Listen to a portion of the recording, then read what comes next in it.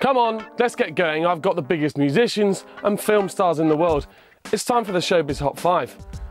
So, kicking us off, let's get the boring stuff over and done with. The now statutory daily chat about Jordan and Peter, and terrible news from the camp guys. Despite the success of the couple in the States, Katie Price's perfume came out bottom of the list of celebrity scents. It's called Besotted. Oh, that's unfortunate given the current circumstances. Well, it's fared uncharacteristically badly for the multi-million-pound earning glamour model. I don't know why she bothered. It's not really her, is it? I think she should have aimed a little lower, pitched at a different market. Maybe a roll-on deodorant.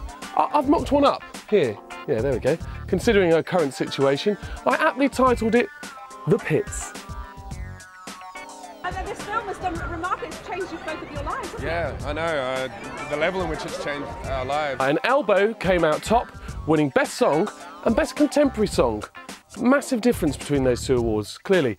A huge year for that. Coldplay took home best-selling single, of course, for Viva La Vida, the Ting Tings for Best Album, and Radiohead's Johnny Greenwood was awarded for his excellent work on the film There Will Be Blood.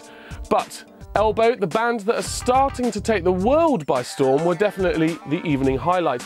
As us Brits say, forget the Grammys, long live the Ivors. At 3. And another winner last night was the now global star Duffy.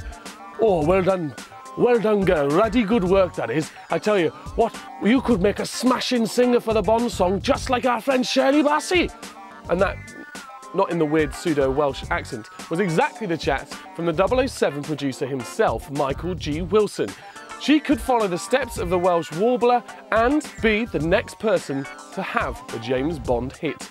But she might be pipped to the post by Amy Winehouse. Now, Winehouse was lined up last time, but, well, we all remember that all hit the fan. She's still a top choice thanks to her stunning voice. Fears surely must arise, though, that she forgets the words to Happy Birthday, let alone a James Bond song. Either way, the two biggest girls in UK music are going to battle for that prestigious job. At 2.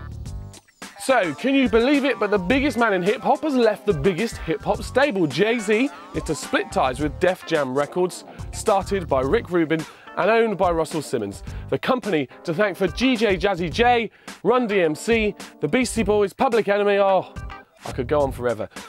As president of the company, JayZ brought in a new line of artists like Rihanna and Neo, who took the world by storm. I'd like to think now he's saying his goodbyes, putting on his more serious side and settling down with his lady. Yeah, right, bruv. He's going to be rapping it up boom, boom, boom style. If you get my drift. And of course, number 1 has to come from Cannes. We were all shocked last year by the devastating loss of Heath Ledger, and after his performance in The Dark Knight, it was with regret that he never got to finish his last film, The Imaginarium of Dr. Parnassus. Director Terry Gilliam was especially affected by the news, having worked with Heath before, and after the support of those around him and some help from the biggest acting stars in the world filling in the blanks, the film was made and is premiering in Cannes. Say, can you put a price on your dreams? Basically, it was just calling people who knew and loved Heath, because that had to be the nature of what we were doing.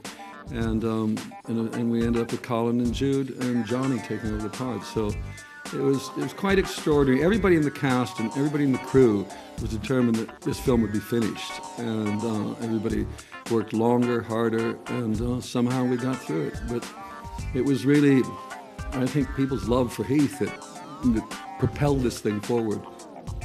So Farrell, Jude Law and Depp have proven that actually there is a generous side to the glitz of Hollywood, and good on them, we say. So on that note, I'll finish my countdown, but we'll be across all the latest from the rest of Cannes 2009, including the Palme d'Or winner. So next time you see us, we'll have all the news.